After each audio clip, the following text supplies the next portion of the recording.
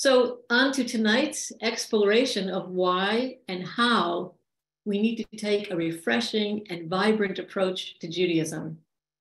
I first want to welcome Rabbi Sharon Kleinbaum, Senior Rabbi of the Congregation Beit Simchat Torah, who will be in conversation with Rabbi Michael Strassfeld about his book, Judaism Disrupted. While many of us know Rabbi Kleinbaum, we do have some guests tonight from Rabbi Strassfeld circles who may not know her as well. So Rosemary is going to put some biographical information in the chat, but I'll read some as well. Pretend, for those of us who know Rabbi Kleinbaum, pretend you're listening to it fresh and hear how amazing these things are on paper. And that's in addition, of course, to how we know her in the flesh, so to speak, and all that we've gained from her over the years. So Rabbi Kleinbaum serves as spiritual leader of Congregation Beit Simchat Torah in New York City. She was installed as CBST's first rabbi in 1992, arriving at the height of the AIDS crisis when the synagogue was in desperate need of pastoral care and spiritual leadership.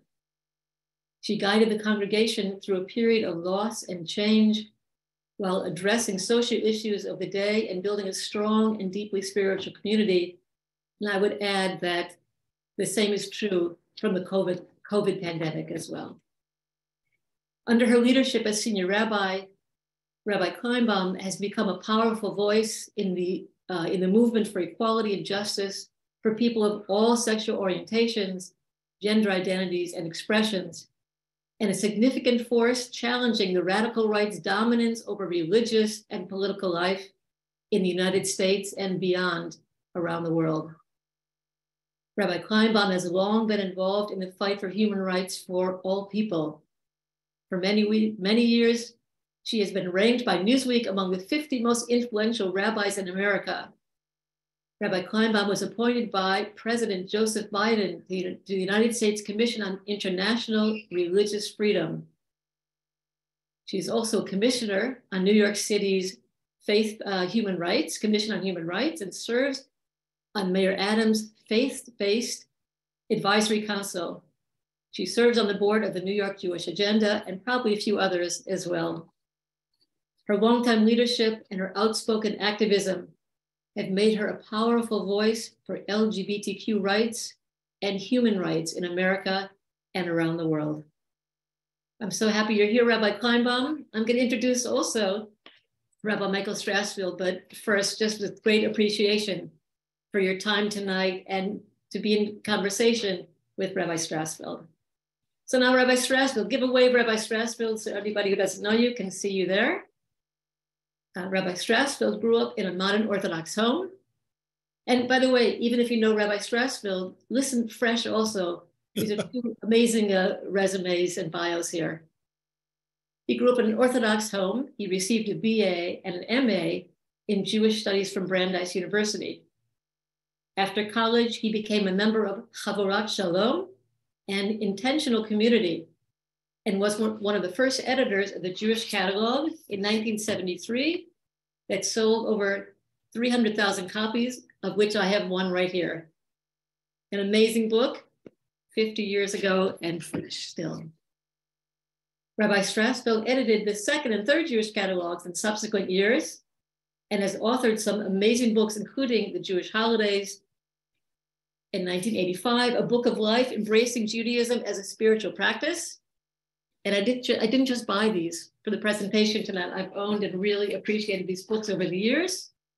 And also co-authored A Night of Questions, a Passover Haggadah that's really so interesting. And you can see I have used it over the years with comments and notes. Really a wonderful addition to the Haggadah. That's the CBST Haggadah. That's the Haggadah we use for CBST communal Sidarim. There you go. And his newest work, as we're here tonight to talk about, is Judaism Disrupted, a spiritual manifesto for the 21st century. Really excited about that. And as Rosemary will put in the chat, you can order them from the publisher, Ben Yehuda Press, or from Amazon, or you can see all of Rabbi Strassfeld's books on Amazon, but also Barnes & Noble as well. So I hope you'll be intrigued tonight after the discussion to learn a little bit more about Rabbi Strassfeld's works.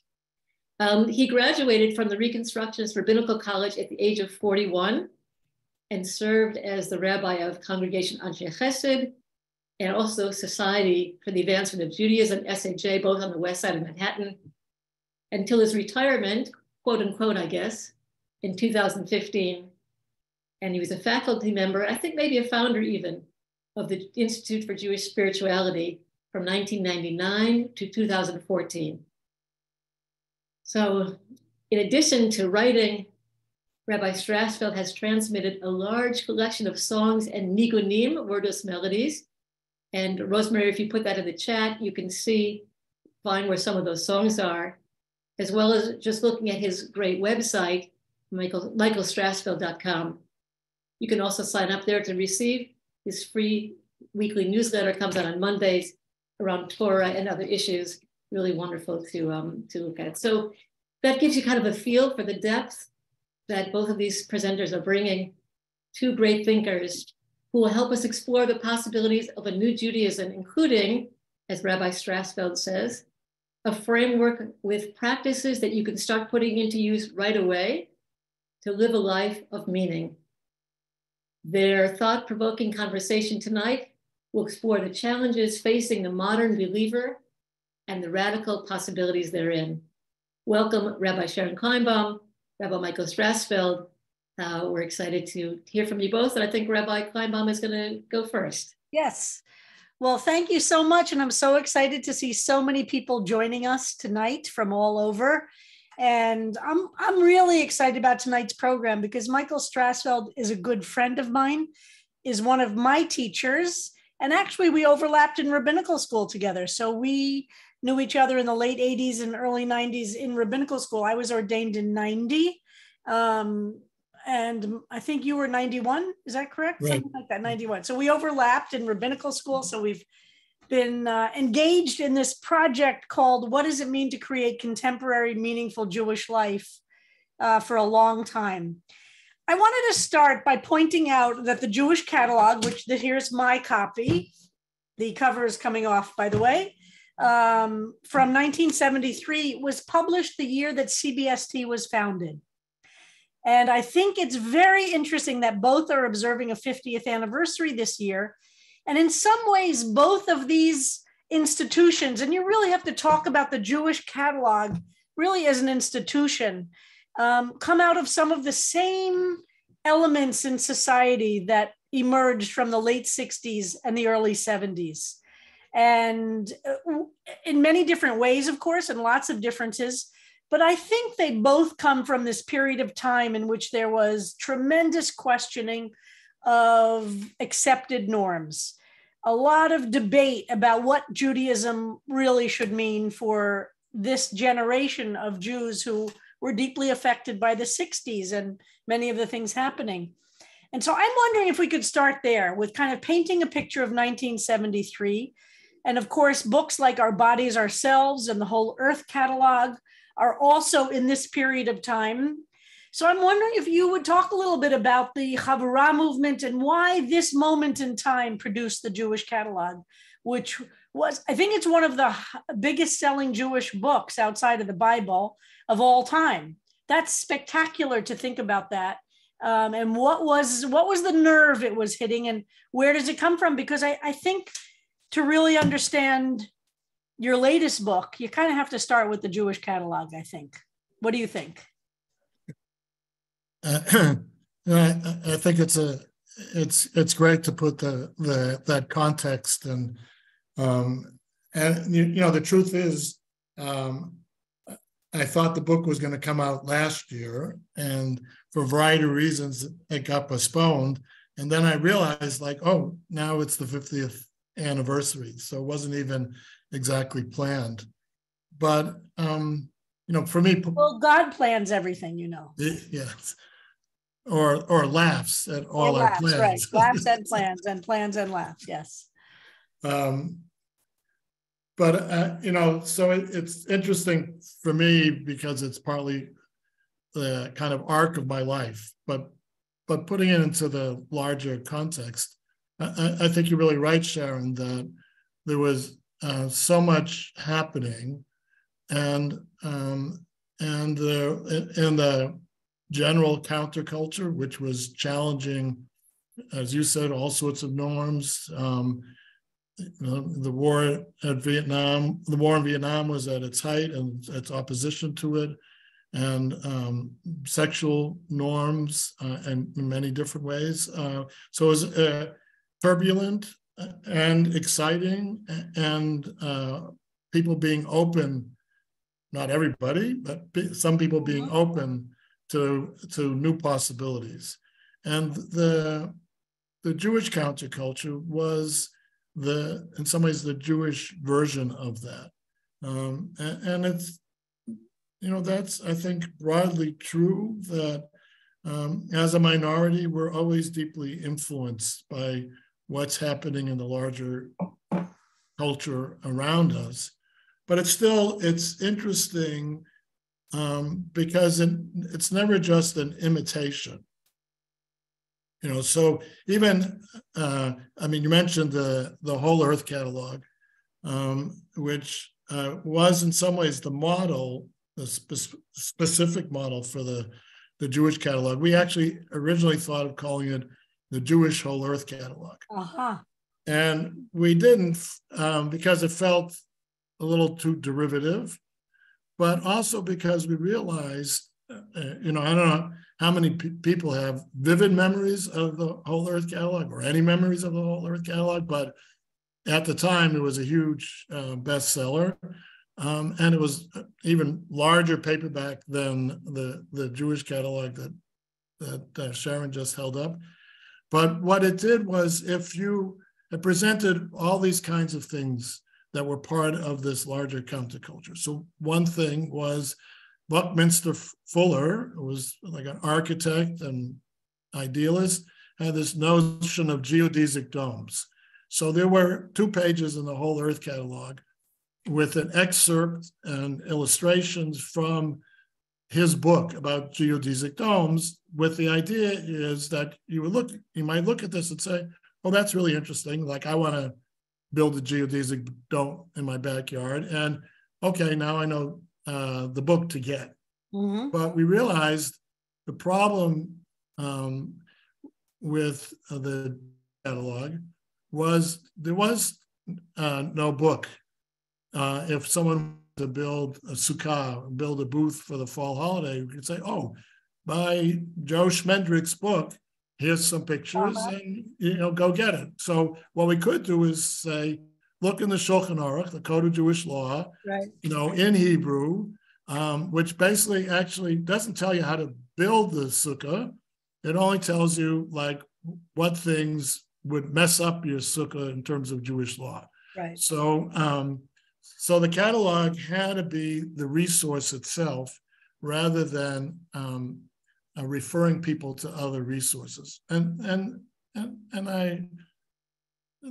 the point of that isn't so much why the book is called a Jewish catalog, but it reflected the state of Judaism at the time, that their access to how to live a Jewish life, how to do it, sometimes literally like the sukkah, take 2x4s and it's cinder block, right? So it wasn't just like where, you could go buy sukkah decorations. It was like how to actually do it, and then how to practice it. What do you say? What's the blessings? What do you do with the sukkah?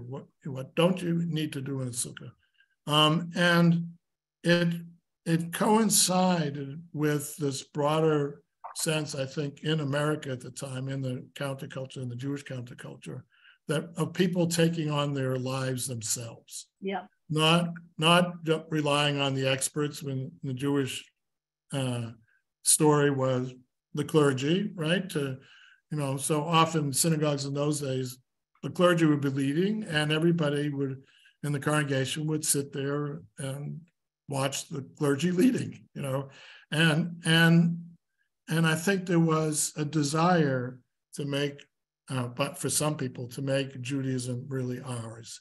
And in that sense, I think I don't think we were so brilliant. It's like, oh, here's this great idea. And this book's going to be completely successful.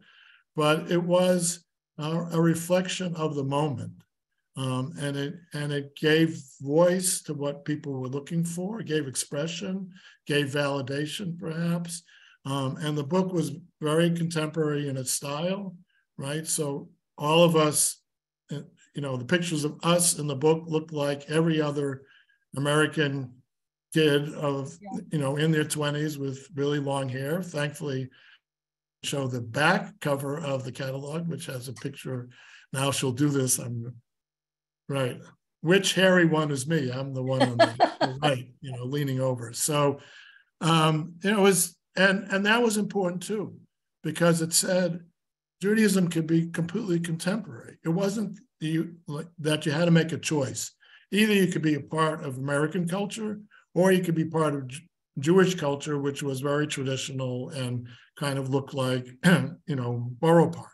And I think that was not so subtle message by the look of the catalog. And it, I think, in that sense of openness, it really opened up the possibilities of Judaism and made it accessible in a way that it really hadn't been before to anybody who didn't have, an Orthodox day school background, which is I had, but almost no one else did.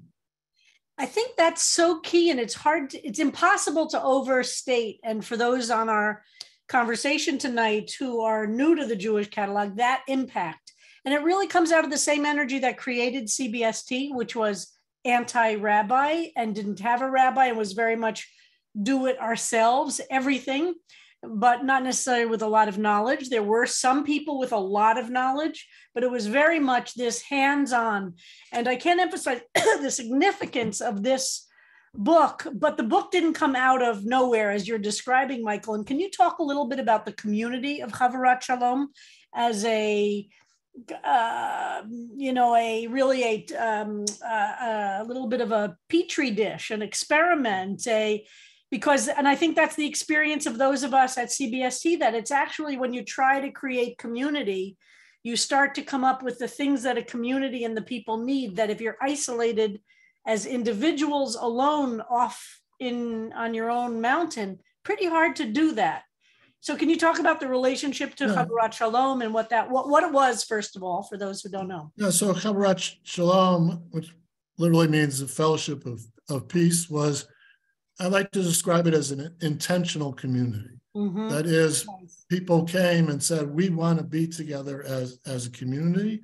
And in some ways, its most ambitious goals were around community, and this notion that we were, going to share our lives together, and we were going to be open to each other. And we even had these sessions where someone could say, look, Sharon, I'm really annoyed at you because you said something, and, often that, made things worse rather than leading to, but it was ambitious.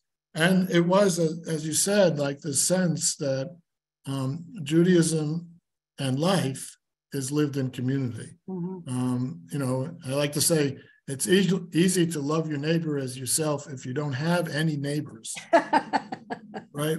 That's easy, but we all have neighbors, right? And we all have people that we're in relationship with in a variety of ways.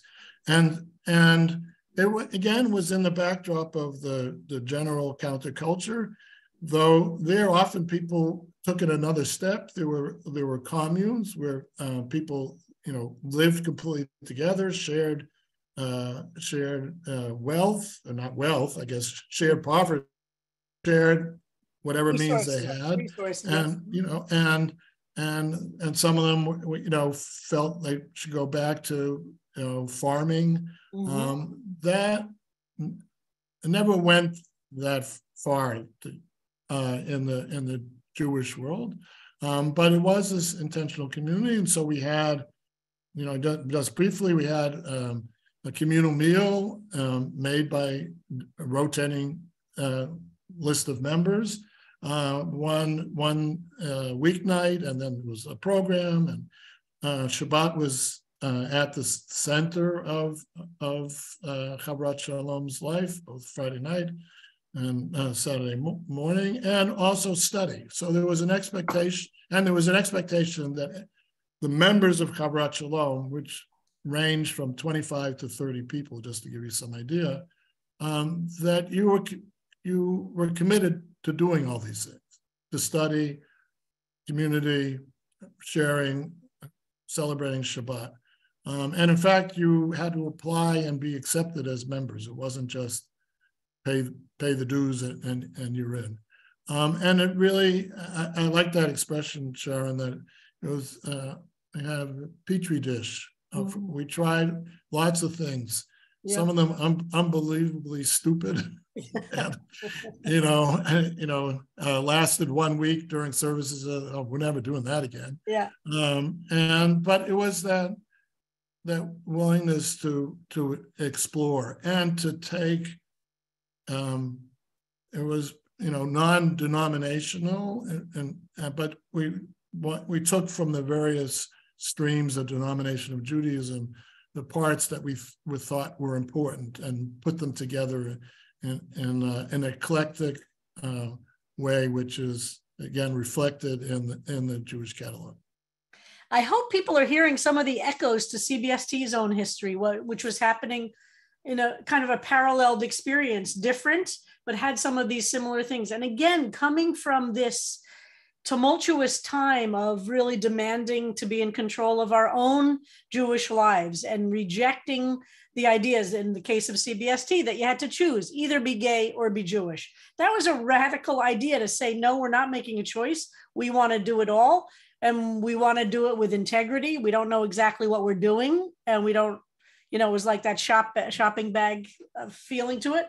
And I have to say, Michael, I built your sukkah for many, many years. The cinder block and the 2x4s, very simple. So I can attest to the fact that the catalog succeeded in providing people who are also not the huge artsy craftsy types to actually do stuff. How do you make things that are then your own, which is such a profound part of Jewish life? So, go ahead, Michael. Right. I just think it's important to say that there were various pieces of this Jewish counterculture. In that sense, CBST was, part of it in the way you talked about it. Yeah. And there was this whole Jewish crafts movement, right, which emerged around that time, and of having a decorated ketubah, marriage contract, really was part of that. And then there was and baking your own challah and making matzah covers and making challah covers. All of those things really are coming out of that. And the Jewish catalog was the roadmap that brought all of these things together, or the Jewish catalogs, I should say, all 3 copies, but the first one kind of began and really exploded this idea. And the other pieces were again, more feminism, politics, all that. And some people were very involved in one piece of it. Some people took, a number of pieces of it, but there were, it was a kind of a broadly aligned community, though it was everybody, working, together and alone, alone in their own group. And I wanted to really start there because it's so moving to me. We're spending so much time this year at CBST thinking about our 50th and what was the world like in 1973. What was the energy that birthed these things? The ground. What was the ground that made all of these seeds emerge? And so I want to make sure, because of time, of course, and I could talk a long time with you about this, to jump to this newest book. And again, I agree, as Judy said, so many of your books have been not just and foundational to me in the present. Your book on the Jewish holidays, I think, is the single best book guide to the Jewish holidays that exists in the English language. The single best. I still use it. It's both in terms of as a reference book, but as an inspiration. So the halakha is there, but also the explanations and meaning. Fantastic, fantastic book. And you're the blog that Michael puts out every Monday. If you sign up, it's a free dose of Torah for that week and includes a nigun, as Judy mentioned early on. Michael is a deep and profound student of the world of nigunim, melodies without, excuse me, I'm having allergies like crazy right now. So let's jump to the new book, only because we have only so much time. Right, definitely. And a lot of people, and you yourself have said, so let's take this phrase, that if the Jewish catalog was answering the question, how, your new book, this fantastic book that we're discussing tonight, is trying to address the question, why? So I'm wondering if you would explore that a little bit and tell us what you mean and what was your impetus to address this question and how you address it. Right. And in some ways, because the how has been answered, or now you can Google all the hows you want and, get the answers sometimes. Good point. The Jewish catalog came out long before there was Google or the internet to research or before there was sukkah.com or buildasukkah.org. Leaving aside the fact that sometimes the information you're getting isn't correct, but it's all there. So I think we live in challenging times. I say this before COVID, before the political situation, though that has clearly exacerbated lots of the problems and the issues that we face in our society and in our world. And I think liberal Judaism is really being challenged. And I think, unfortunately, more and more people feel that Judaism has, not so much to offer or little to offer them. People aren't anymore embarrassed about being Jewish. I don't think anybody's changing the name from Goldstein to Gold anymore, the way they did many decades ago. But it's a feeling that, I like Passover. I like the Seder. It's meaningful. But, too much of Jewish rituals seem unconnected to anything that it feels important in my life. And I had an interesting experience of hearing a panel of artists who's, in Soho, all Jewish artists talking about Judaism and their art.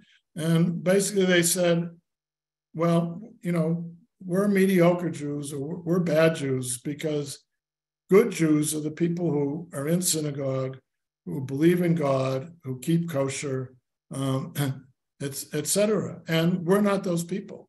We don't know anything about that stuff, or we're not interested in that stuff. And I think that is a terrible categorical mistake, to think that what Judaism is about is belongs to them. And that's all it is, right? It's a very limited understanding what Judaism is about. And the key point I'm making in the book is I think Judaism isn't about being a good Jew. Judaism is taking the most precious gift that we have been given, which is our lives, and taking the wisdom and practices of Judaism, perhaps an updated form of Judaism, and live those lives with meaning and purpose. And that's what it's about. It's not about,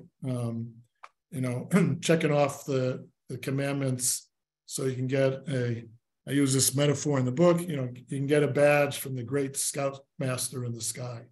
That's not what it's about. Can you talk about what you mean when you say Judaism is about freedom? Sure. So I came, and working on the book, one of the pleasures was coming across texts and teachings that I was not familiar with, despite my background. And there's a remarkable teaching by the Sfat Emet, a Hasidic master of actually the kind of late 19th century, which he says literally, he says, Torah is about only one thing, freedom. And I think if I asked everybody here to, type into the chat what you think the word, one or two words definition of Torah, before I said that, no one would say freedom.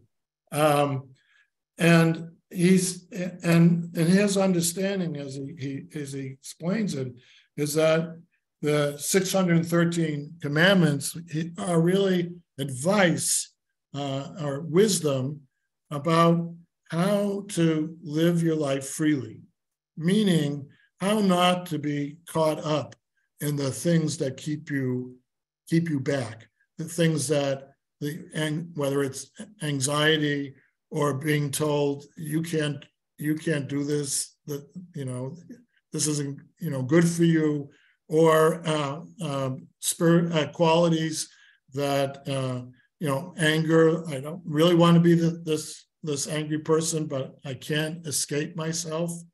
And so Torah is how to work on your inner spiritual qualities, and these are practices and wisdom about how to. No one's going to be completely free, but how better to live your life so that it can be closer to the ideal or the vision of yourself that you really want to live, rather than the way you're living in this moment.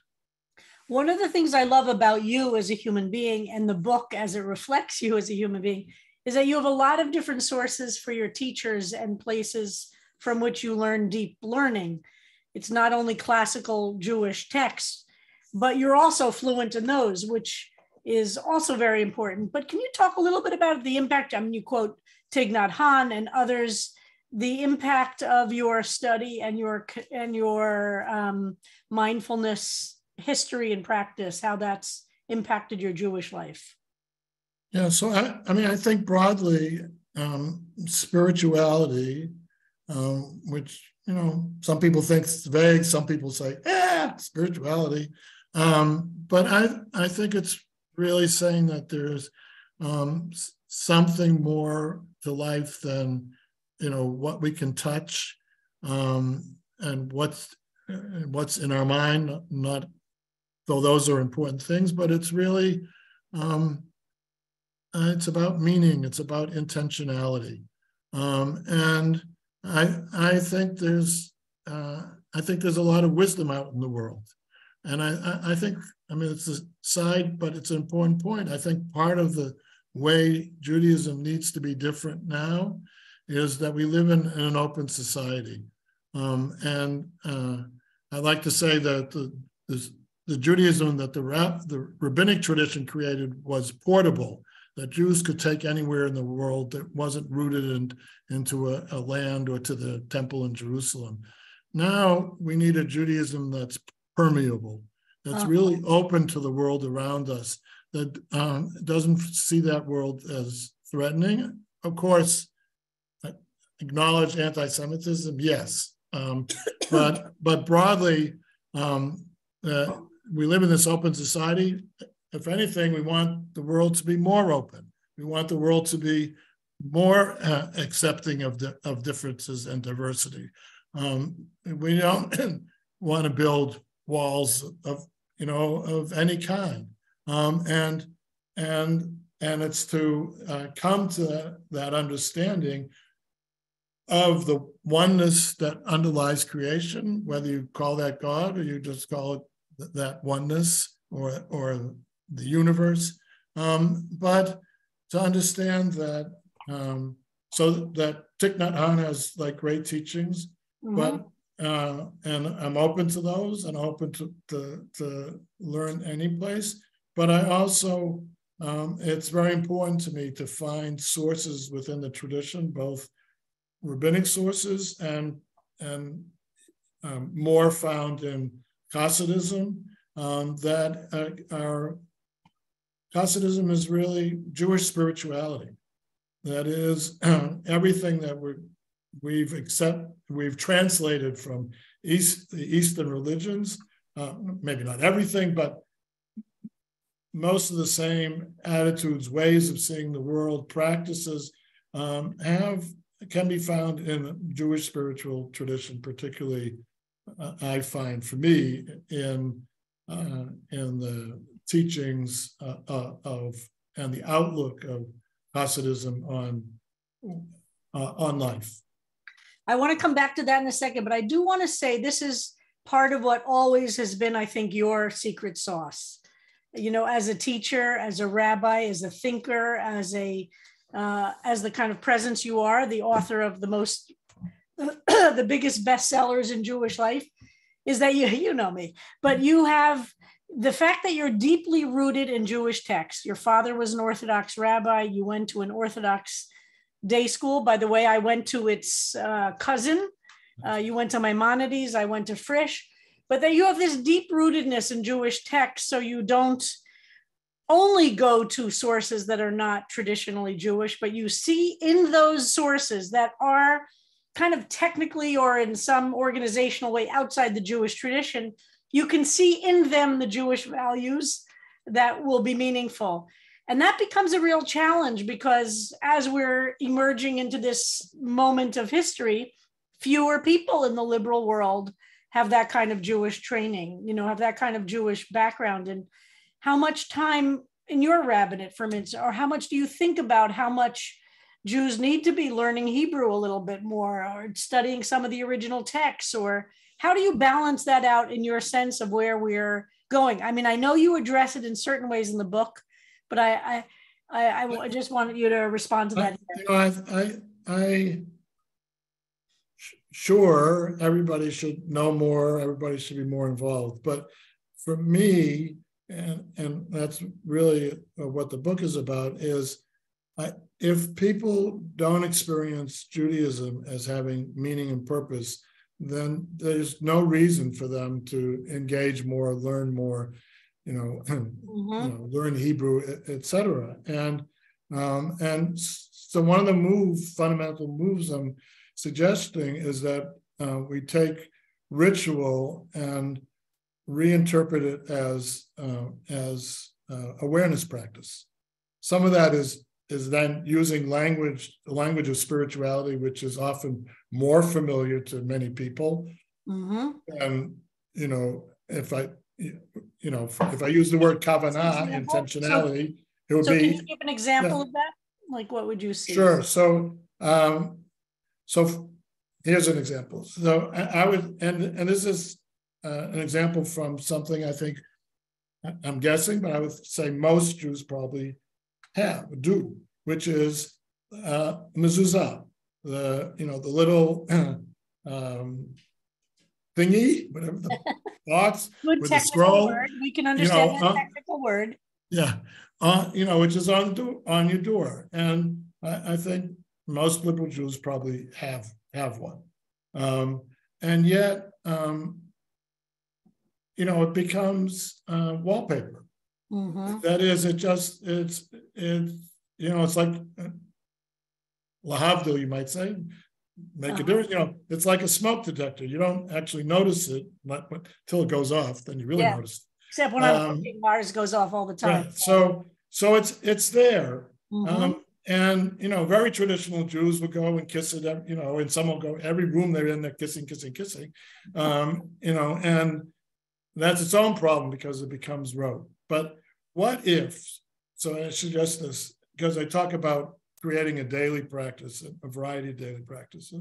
So I said, what if in the morning, not every time you go out the door, not every time you go from one room to another, if you have a mezuzah, but what if in the morning you pause as you're about to go out the door, acknowledging the transition from home, which can feel safe and warm and familiar. It's not like home is perfect, but it has all those elements. So going out into the world, which is it's not like because the world is hard, the world is ugly, the world is rough, but it's different. And to acknowledge that and in a sense say to yourself, look, I want to take my keys, my cell phone, and a spiritual intention, a kavanah for the day. And so whether it is, I want to, see if I can notice, just the world, the sky, it could be that, or it could be something specific. I know I have this hard meeting coming up today, and I want to bring an extra measure of patience with me. And that's my intention for the day. And you carry that with you, and it takes 10 seconds, in other words, it's not, why don't you do the morning service, which even if you're a speed reader in Hebrew, it takes 30 minutes, right? And when you come home, you could take the same thing and say, look, my intention is to wipe off the dust, the schmutz is a better word, of the day, and leave it behind, and make that transition back into my personal space. Beautiful. And that's just, and it's actually, I think, related to the original meaning of mezuzah as something that was supposed to make you mindful, but it stopped doing that, and it lost that over the centuries. So, and I think broadly, it's to do that, and it may mean there's certain things that can't be translated, rituals that, and whatever they meant, they don't mean anything anymore, or they get translated, right? And then you feel like, wow, like Judaism that enriches my life. Not every day, because half the time I'm running out the door, and I say, just say the same thing I said yesterday, or but there'll be moments where like, okay, wow, look at those birds singing in the tree that I never pay attention to. I'm very moved about the idea of using the mezuzah that way and thinking about ways to integrate the crossing over a threshold, the liminal moment, and seeing where it can, how it can deepen that particular day, not bigger, not trying to make and that particular, or something very specific. That's very beautiful. Well, I want to go back to the Hasidut issue and your mention of Hasidism, because it is so important, honestly, for both of us. And for you, you certainly have studied it a lot in all different kinds of ways. But can you talk a little bit about the issue of joy and Hasidism, and how that influences you, or what you think about that in contemporary, how that becomes part of Judaism disrupted?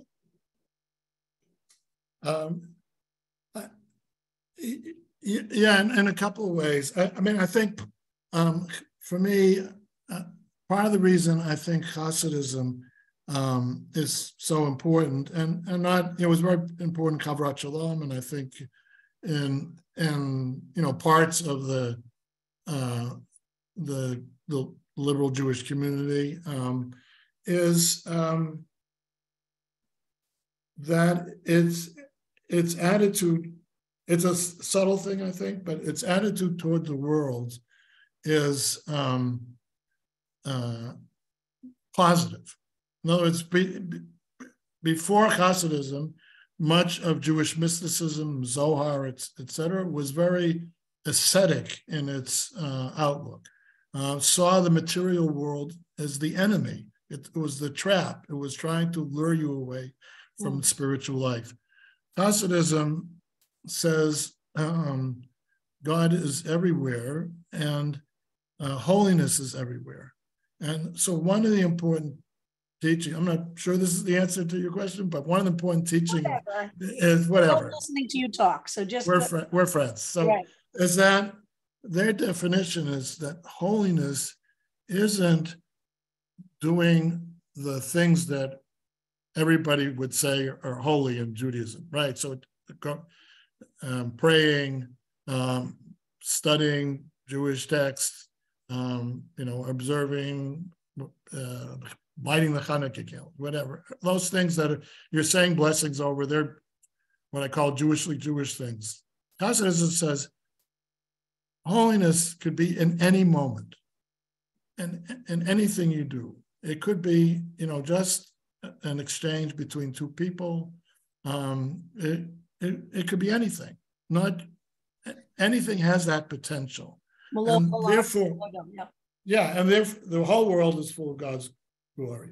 And therefore, every moment, every interaction has the potential to be holy. Not just like when I'm doing the Jewish things, or the things I should wear a kippah on, right? Because, oh, that's Jewish, that's holy. No, you can say a kind word, or you can say an unkind, right? That's always the choices that we make it. I could be jealous of that person, or I could say, I'm so happy that they've had that success, because the truth is, it doesn't actually take away from my ability to be successful or to have something or whatever. So, and I think that's part of where the joy comes that Hasidism is still associated with, because, you know, every time I talk about Hasidism, I have to kind of immediately say, Hasidim today are not the people I'm talking about. Right. Because it's very different, and it's obviously it's ultra traditional, and actually is fundamentally rejecting the modern world as a lure, as a trap, as a place of bad values overall. But I think at its beginning, it stood on the edge of modernity, and therefore it saw the world more positively. And I think, and another time to talk about that, was optimistic about the ability of human beings to change, to improve, to become better versions of themselves. And they were really optimistic of that possibility rather than being, pessimistic. And all that, I think, is part of the ethos of modernity writ large. And I think it's beautiful the way you take from it to talk about what needs to be disrupted now. And we're going to have to close this section soon, but I do want to point out to folks that I love the way you organize the book, that you go through these core principles that you've identified as being essential to creating this new Judaism that's disruptive and is a disruptor, that is kind of breaking things open. And maybe we'll get a chance in the questions from folks to explore some of those core principles. But before I turn it back to the team to organize the questions, one thing that many people, everybody who's in Michael Strassfeld's inner circle knows, but not everybody outside, which is one of the extraordinary things about this rabbi, is that he collects these amazing signs from synagogues. Do you have one you could show and describe what your collection is a little bit? As you might have guessed, this is the one question that Sharon told me ahead of time. Yeah, because not the rest of them. Yeah, not the rest. I didn't give him any of the other questions, but this I wanted everybody to see is this extraordinary. So you describe your collection. So this is so the signs, a lot of synagogue signs. This is a food sign. This is Shapiro's kosher wines. I can't tell. I'm seeing it backwards, but you're seeing it frontwards, right? Yeah. And right. So the thing that the slogan to sell this, right, is the wine you can almost cut with a knife. Almost. I didn't want to go too far. Right. No, I didn't want to go too far. That's it's fantastic. Almost thick enough, if enough sugar and sweet, kind of thing. So for me, this is what I like about these signs. It's twofold. One is I started collecting them because, in part, I knew if I or someone else, and there's only one or two other people who've ever collected them, they would all be in dumpsters. They would just be thrown out as, old junk. And most of the time, when I go to synagogues that are closing, they're not hanging up. They're in the basement and the closets, whatever. Despite being somewhat radical, I'm attracted to old things. And I think they also tell the story of the 20th century of American Jewish life through material culture.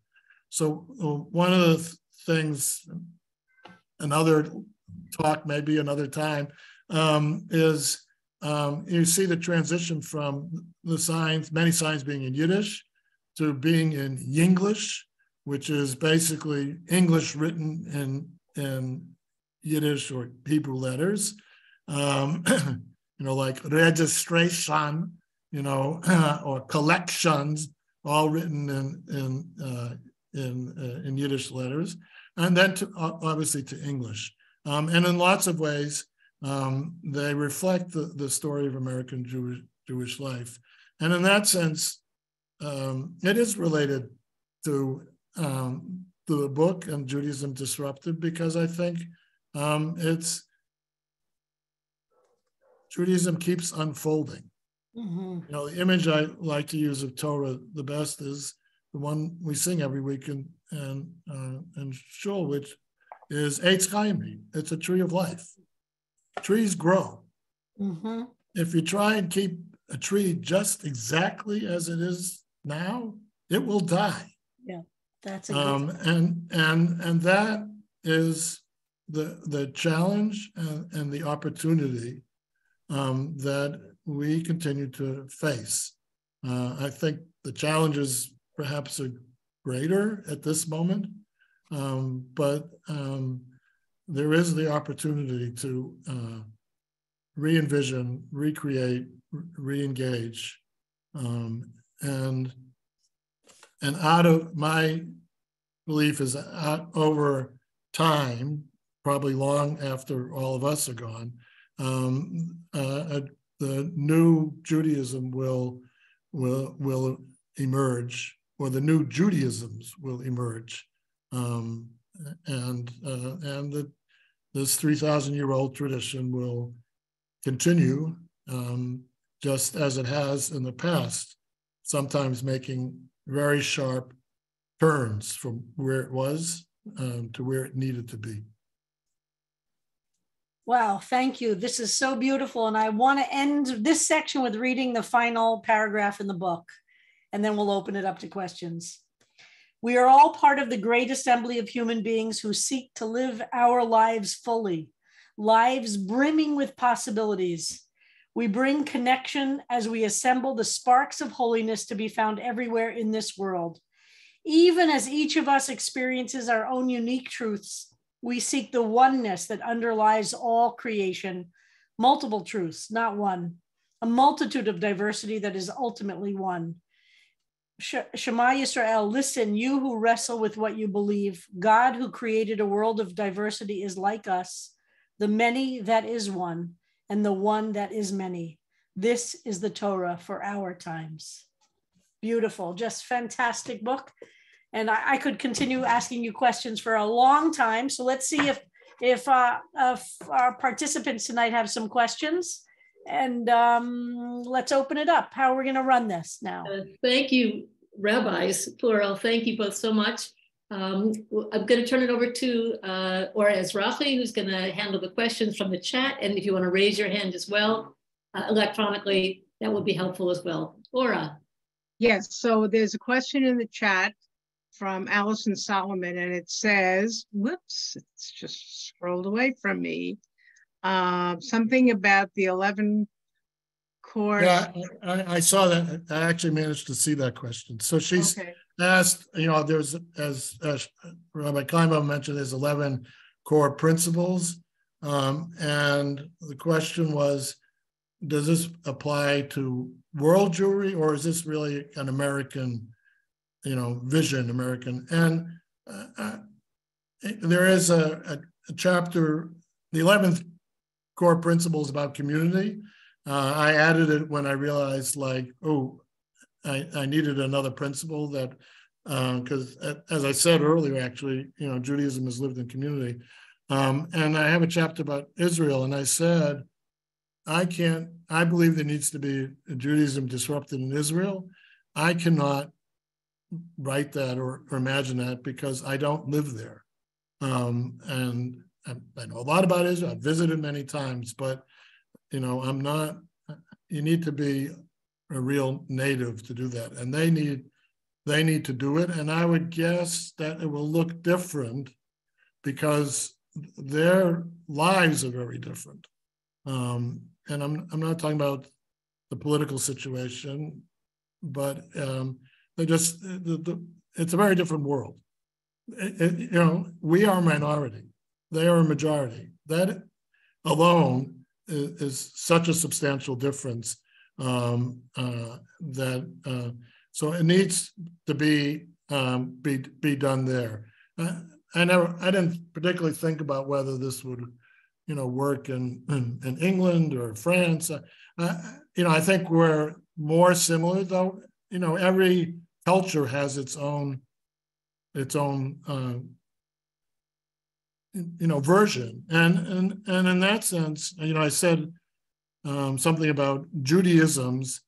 My fantasy would be that there'll be not just one way of being Jewish, but multiple ways of being Jewish. But the difference will be that we all accept those multiple ways as equally valid, rather than that person is too fanatic and that person, isn't doing enough.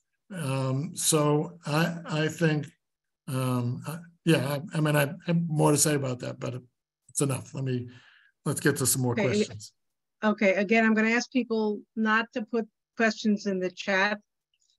So we're not going back and forth, but I understand that Michael Ekman had a question and I can't find it. So if you have a question, Michael, please raise your hand. And in the meantime, Audrey May said, meaningful change often brings fear and backlash. Any thoughts about how we deal with our own fears of change in how we practice and understand, and how we understand and practice Judaism? I think that's absolutely correct. I think that's a big part of what's happening broadly in America, that people are feeling that everything is changing. Things that people thought, well, that's just the way it is, even those things are changing, or they see people trying to change them. And there's a lot of fear and distrust. And that's a big challenge. Those of you who are involved in synagogue life know, like, making changes in synagogue life can be very challenging, and people can find it threatening, or say, well, we're the people coming, so why don't we continue doing it the way we've been doing it, because we're here and we're happy, and let's not change for the mythical people who might come, who are outsiders. And yet, I think, as I began with, I think too many people in the Jewish community feel, outside, and in fact, actually, I think incorrectly feel unwelcome in the established Jewish community. So I think this is a spiritual practice of trying to be open rather than being afraid. So I very quickly, in some ways, my favorite text is the story of the converts coming to Hillel and Shammai. And some guy, there's three versions of it, but one is the one that's most known. It says, teach me the Torah standing on one foot. So Shammai says, get the hell out of here. Like, get out of here. You're not serious, and Hillel says, okay. And in fact, one thing I never noticed till I just looked at this text again is Hillel converts he doesn't say study for a whole year and then I'll convert you. He just converts the person, right? And I think the difference is Hillel is Shammai. They're both in the early stages of the creation of rabbinic Judaism. Shammai is saying, we need serious people, to create this thing. I don't want like people who are just flitting in and out. And Hillel says, I'm not afraid. I'm not afraid. What's the downside of saying, welcome, join the Jewish people? I'm not afraid, right? So he goes to the place of openness. And I think we need to do that more and less of the, standing on guard, less, bad things happen. It gets diluted, all the things that people say. Okay, thank you. I want to take a couple of questions from the Q&A, from the raised hands. Michael Levine.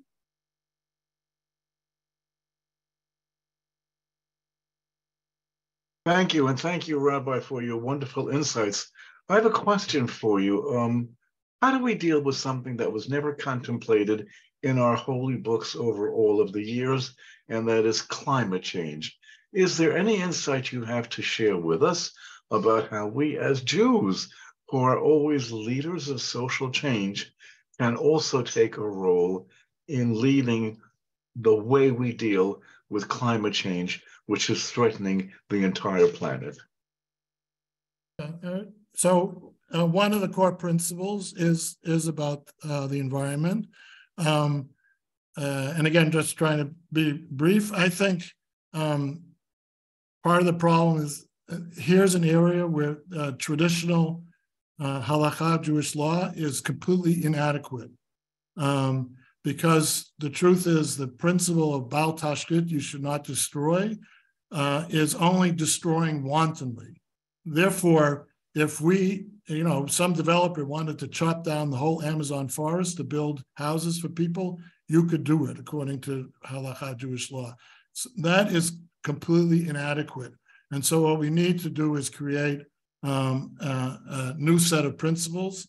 I suggest that in some ways we think about the tumah, which is this biblical category of impurity, which has basically been discarded by modern Jews as a version of pollution, right? That is, if I say something nasty to you, I'm hurting your feelings. If I pollute the environment, indirectly, I'm maybe impacting on you, but it's not the same thing. I'm actually hurting the universe. And so I suggest there's a traditional concept of desecrating God's name. And I would say that causing the disappearance of one species, which God created, is a desecration of God's name. And if we start bringing principles like that to the situation, and broadly saying that what Judaism is asking is not perfection, but working towards perfection. And so there's probably no way to have no carbon footprint by what we do in the world, but what we want to do is lessen it as much as possible.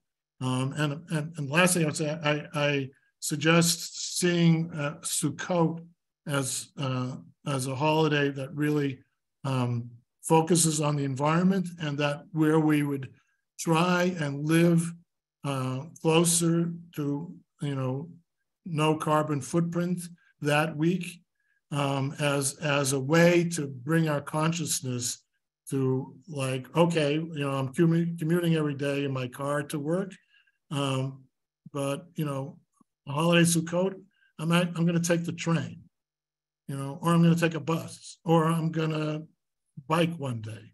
And not because I think I've now saved the world from the crisis, but because it's a statement of my commitment to try and do better and to raise this issue and to have an impact, on a national level that will make a difference in this issue. So So actually I have a bunch to say on the environment. So we're really short on That's time. a great chapter. It's a great chapter. I think it's Okay. principle number 6. I just want to go through these questions because we're going to run over, which is fine with me. But the question is, how does meditation fit into Judaism, if at all? I would say it's all about intentionality. And if meditation is a way to do that, or if it's yoga, or if it's, standing by the mezuzah on your way out the door, or if it's saying blessings before you eat, all those things are to bring ourselves to an awareness and a consciousness. And I think if we do that, then these will affect how we think about the larger problems as well.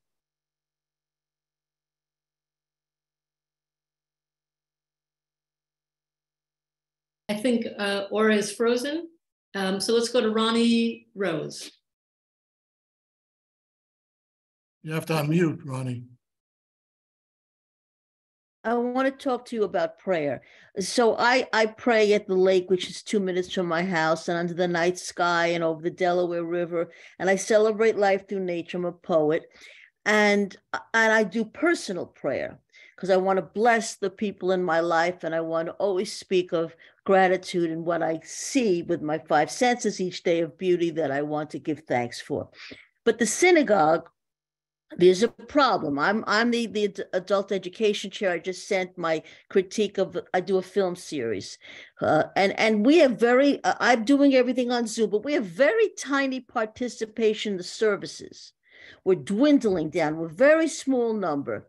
And I go to keeping it sacred in California, and I do, we do Talmud study, and I do Temple Tiferet Israel in California, and Kohenet. I'm doing all kinds of services, but my synagogue, I keep saying to the rabbi, wonderful young rabbi, and to the ritual committee, we have to do something different in the service because people are not alive and praying, feeling, and experiencing spirituality in the service. Right. And I wanted to ask, come to CBST.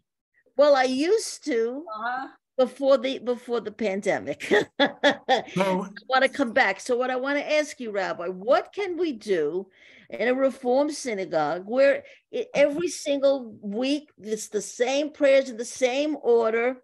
It's almost like rote for everybody. Right. I want to introduce chanting, but what do you recommend? How are we going to make the service an individual, intense experience that people have while they're there, and that the notes are there for? Yeah, so let me try and briefly answer it.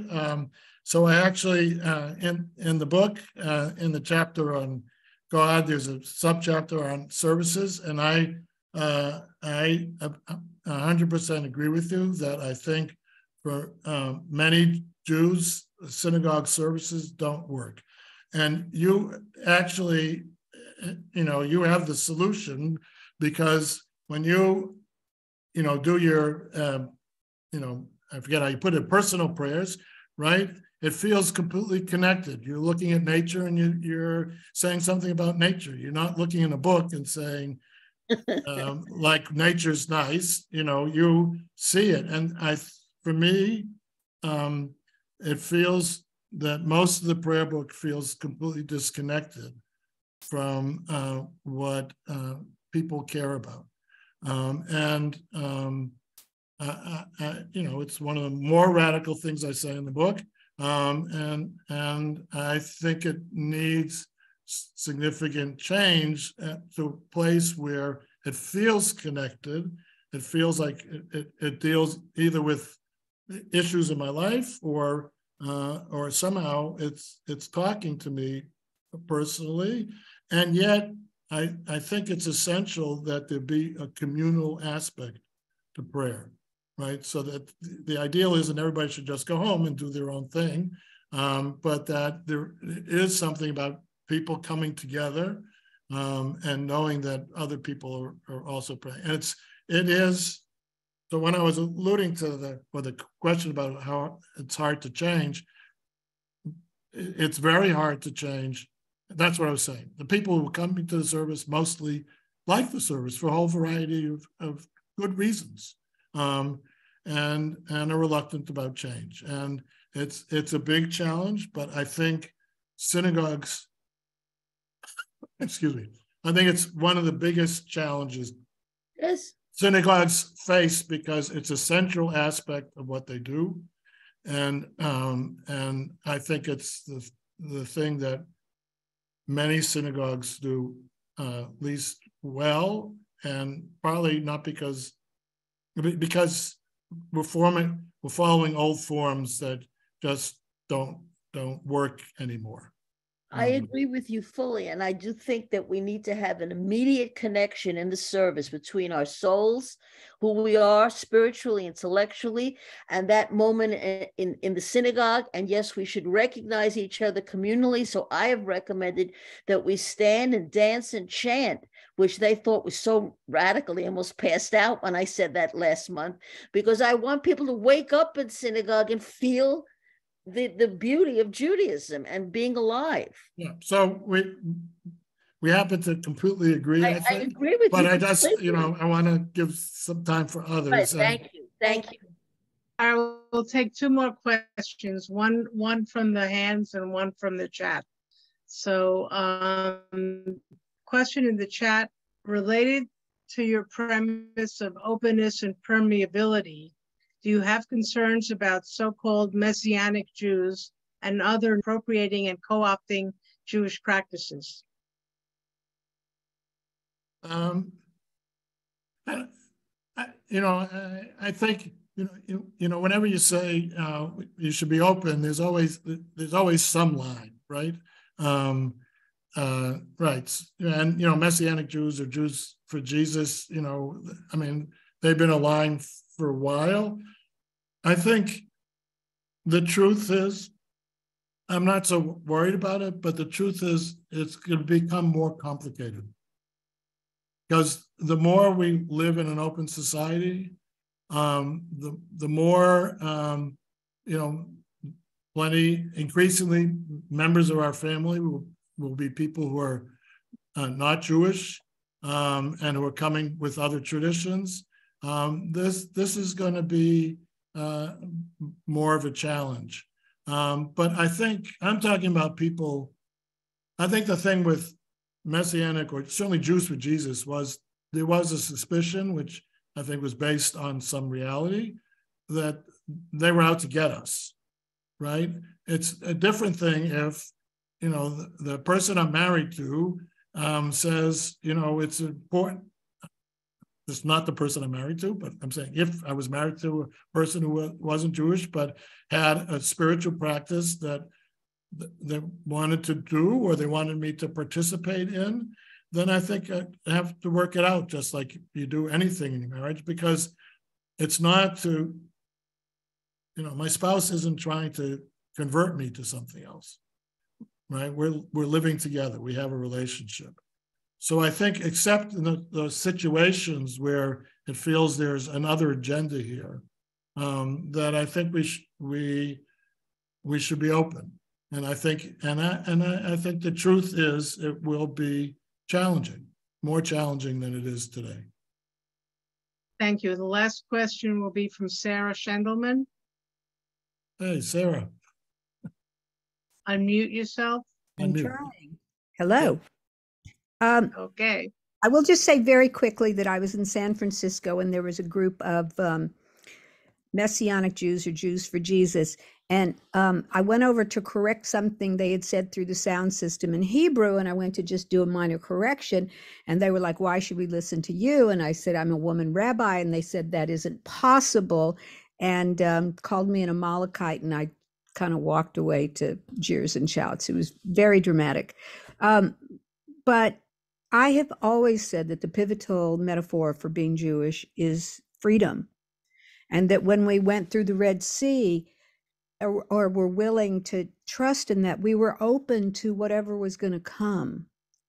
But what I see reflected in Judaism isn't that, and it is all the factions not putting up with each other. And I was actually crying in a bar mitzvah lesson a couple of weeks ago because I'd had a conversation with somebody who was rejecting my correcting the history she was telling that was wrong between Jesus and the Jews. And I said, I want my Judaism to be about love. I mean, I actually just couldn't hold it in. I started weeping. I don't want it to be about I'm right or you're right. And one year I had an experience at the Kotel on Tisha B'Av, really seeing on the other side of the wall, that the temple was burning and really feeling that. And I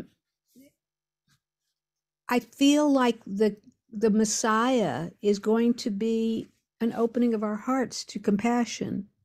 That, it won't be a person, but it'll be us being able to accept everybody with their Jewish practices.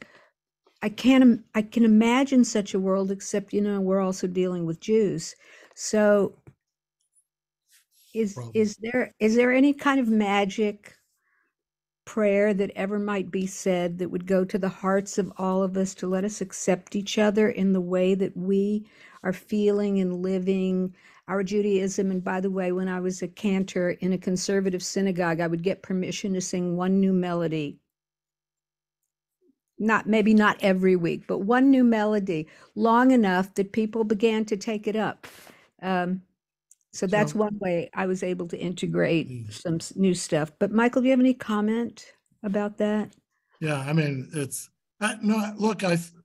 why I said my vision is that there be, different versions of Judaism, but everybody would accept that, okay, so that's the way you want to do it, and that's fine for you, and I'm doing it differently. And, obviously you have to figure out how to do certain things together, but mostly it's like, good, so that's the way to do it. One of the things I talk about in the book is that, and, partly in this section, there's a core principle. We're almost getting to all of them, but we're not going to get to all of them. About the core principle, one of the core principles is tshuva, change, right? And I say that we're all imperfect people. We're born that way, right? So it isn't just, over time, I picked up some bad habits. But, some of this is, I think I'm hardwired, and it's hard to know which is genes, which is environment. And then guess what? I'm also raised by imperfect people, my parents, right, who were imperfect everybody else. So it struck me, there is a blessing that you're supposed to say after, many people know the grace after meals, the Birkat Hamazon, you say it after meals. There's actually, if you eat anything, there's a number of blessings to say afterwards. One is the sort of general blessing. So if you have some potato chips, this is what you eat, you're supposed to say. So it's the Hebrew is Borei nefashot rabot v'chesronan. God who has created many nefashot rabot, many beings, many living beings. And I'm translating the chesronan. The traditional one is, and they have wants. That is, they want to eat, they want to drink, et cetera, et cetera. I'm translating the chesronan as their imperfections, chaser, the things that are lacking, right? So I'm thanking God for people and their imperfections, right? And I think we have to do more of that, and it's not simple.